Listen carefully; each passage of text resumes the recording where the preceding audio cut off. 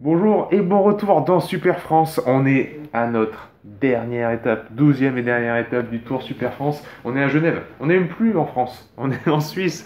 Et je suis avec Rémi. Rémi, on s'est croisé déjà hier, hein, à Annecy. Exact, à Annecy, en Voilà. France. Magnifique ville aussi. Rémi, ensemble, on va parler de pipi.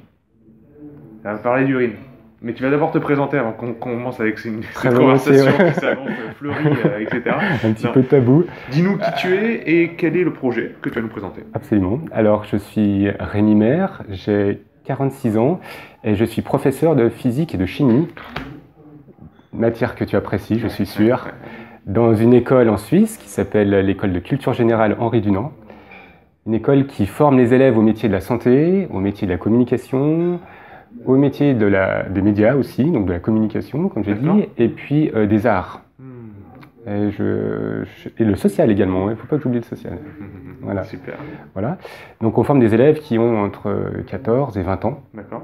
Voilà. Donc c'est mon métier, donc je renseigne la physique et la chimie. Mhm. Et puis l'idée, c'est de développer un projet autour de l'urine. Parce que l'urine, alors c'est un sujet un peu tabou hein, dans notre société, on a ce qu'on appelle en fait une fécalophobie, c'est-à-dire que dès qu'on parle des rejets qui sont en dessous de la ceinture, ça fait un petit peu peur. On tire la chasse. On regarde pas, on tire la chasse, et tirer une chasse, c'est entre 6 et 9 litres d'eau. Potable. De l'eau potable. Ouais. Potable. En fait, donc c'est en fait un scandale au XXIe siècle. Hein. Je pense qu'on ne peut pas se permettre de gaspiller de l'eau potable, même dans un pays comme la Suisse, qui est considéré comme le château d'eau de l'Europe. Donc château d'eau de l'Europe, pourtant, en 2018, on a dû élitreiller de l'eau pour alimenter les vaches en alpage, tellement que la sécheresse est importante. Oh là là. Ouais. Ça, c'est quand même quelque chose qui a marqué, je pense, la population. Hein, parce que franchement, ça n'arrive pas tous les jours. Hein. On voit souvent les glaciers, on voit le Rhône, on voit le lac Léman, de l'eau en abondance partout, et pourtant, elle était venue à manquer. Et c'était pas il y a si longtemps que ça. En plus, là, cette année, on a quand même eu un printemps qui est assez sec, et puis un été qui est sec aussi, donc malgré le fait qu'aujourd'hui il pleuve, mais c'est quand même assez rare hein, ces derniers jours.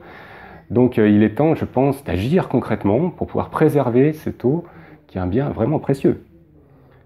Tu sais très bien qu'on ne peut pas vivre très longtemps sans eau, hein. On peut se passer de nourriture pendant quelques jours. L'eau, on peut faire un jeûne hydrique, ou jeûne sec hein, plutôt. Jeûne sec, mais ça ne va pas durer très longtemps. Ça va pas durer très longtemps, mais tu soulèves quand même un problème qui est incroyable, c'est cette maîtrise de cette denrée qui est si rare et si demandée partout dans le monde, dans certains pays vraiment on manque d'eau, et là on a une grosse dichotomie qui est aberrante, où nous, on la gaspille d'une manière effroyable.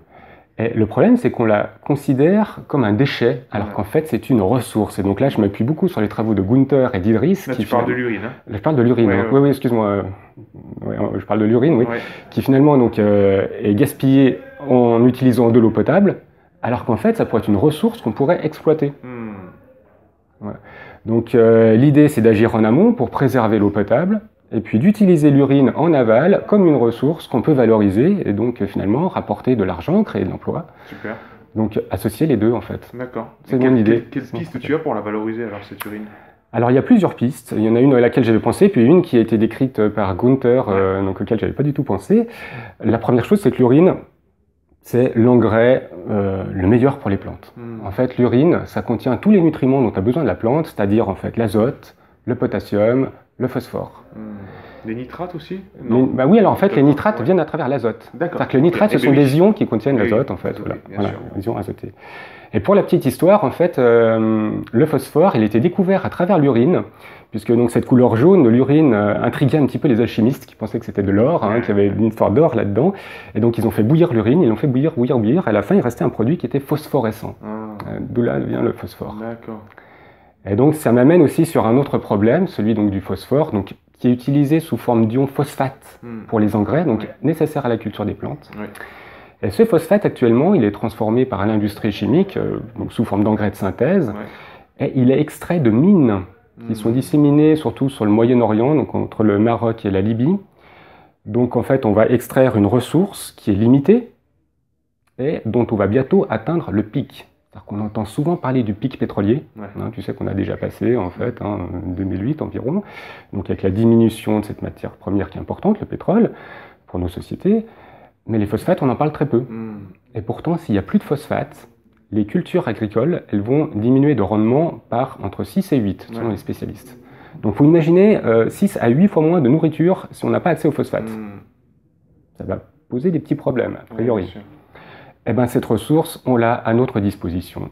Et depuis, en fait, depuis l'origine de l'humanité, je ne vais pas dire l'invention, mais l'origine de l'humanité, finalement, auparavant, les hommes, les paysans, ils allaient faire leurs besoins dans les champs, et puis c'est comme ça que poussaient très bien les légumes, les arbres, toutes les plantes, en fait. Mais tu sais, on parle dans ce Tour de France régulièrement, en fait, des couches culottes de bébés, des bébés pour faire la terre noire. On a parlé encore une fois hier à Annecy, où récupérer en fait cette denrée que nous donnent les bébés par leurs excréments et leurs urines, on peut en faire un compost qui est merveilleux pour nourrir la terre. Ça s'appelle ce terreau s'appelle la terre noire. Donc on sait très bien, finalement, enfin, comme tu as dit, on le sait depuis la nuit des temps, les anciens le faisaient déjà. Là, on a aussi une opportunité de recueillir quelque chose qui va pouvoir nourrir la terre. Absolument. C'est dommage un peu qu'on ait perdu ce bon sens. En fait, certaines civilisations le pratiquent encore, notamment là j'ai vu que les Chinois, donc j'ai fait un reportage très intéressant sur Arte, qui m'avait donc donné cette idée en fait d'exploiter les vertus de l'urine, qui expliquait que dans les écoles chinoises, en fait, l'urine, alors certaines écoles chinoises, l'urine était récoltée par des paysans, donc ils venaient carrément avec les camions citernes, donc à la chinoise, on récupère l'urine des très jeunes enfants, donc qui n'a pas de pollution particulière avec des médicaments ou des pesticides, autre chose comme ça, et ils la mettent directement sur leur pommier, sans traitement particulier. Et après, ils vous montrent la belle pomme rouge qui sort du verger. Non, elle n'est pas jaune. Donc franchement, on voit l'application concrète. Et je me dis, mais si les Chinois peuvent le faire, pourquoi est-ce que nous, on ne pourrait pas le faire finalement? Et en creusant un tout petit peu, j'ai vu qu'en fait, il y a une entreprise de recherche qui est située à Zurich, donc, qui est en lien avec la Confédération, donc la Suisse, qui a travaillé justement sur les propriétés de l'urine et qui faisait un développement pour les écoles et les entreprises d'Afrique du Sud. Donc j'ai vu ça récemment à travers mes travaux de recherche et je me suis dit, mais en fait, pourquoi aller jusqu'en Afrique du Sud et pourquoi est-ce qu'on ne pourrait pas le faire directement dans notre pays, en Suisse, donc à Genève en particulier. Donc voilà, donc je vais prendre contact à nouveau avec eux pour voir si on ne peut pas développer ça ici. Voilà, donc ton projet, il en est là. Tu es en train de voir quelles sont les opportunités pour développer, pour utiliser cette denrée qu'on est en train de jeter. Pour le mettre en place. Et Gunther t'a proposé une autre solution. Alors. Oui, alors vraiment, j'ai appris quelque chose aujourd'hui de vraiment génial. C'est qu'en fait, l'urine pouvait être utilisée pour fabriquer une sorte de béton. Donc de béton, je connaissais le béton de chanvre à travers les travaux d'Idriss, et le béton à base d'urine, qui finalement ressemble un tout petit peu à ce principe de la rose des sables, qui est donc du sable qui est figé. Et donc a priori, il y a un lien avec ça. Donc je crois que c'est l'urine de dromadaire qui visiblement va figer le sable pour former quelque chose de très résistant, de très solide, une rose des sables, c'est quelque chose qui est quand même assez costaud. Donc voilà, c'est quelque chose que j'ai découvert tout récemment, mais qui sera aussi exploité. D'accord, donc c'est le fait que ça fasse une forme géométrique très précise, parce qu'elle s'est figée, peut-être va donner une sorte de solidité au béton. Voilà, absolument, un réseau cristallin très particulier. Ouais, alors là, à développer, je ne connais pas du tout, mais en tout cas, c'est génial. Mais c'est intéressant de voir que tu es dans cette première phase d'exploration en fait, du champ des possibles, de voir qu'est-ce que je peux faire avec cette denrée, et à mon avis, connaissant l'économie bleue, tu vas arriver à un truc circulaire où il ne va pas y avoir que l'urine. Tu vas choper des autres optionnalités à droite, à gauche, et développer un truc vraiment global. Là, en échangeant ce matin, il y a une personne qui parlait notamment de la culture du chanvre sur les toits plats de Genève. Le chanvre, c'est une plante, besoin d'engrais. Voilà. Alors si on peut utiliser l'urine locale en plus, donc il n'y a même pas besoin de faire des transports sur des milliers de kilomètres, on exploite quelque chose de local, de bonne qualité en plus, parce qu'au moins on sait d'où vient l'urine, alors que l'urine, le lisier des porcs, etc., on ne sait pas à quoi ils ont été nourris, quel type d'antibiotiques, qu'est-ce qu'il y a eu dans leur nourriture.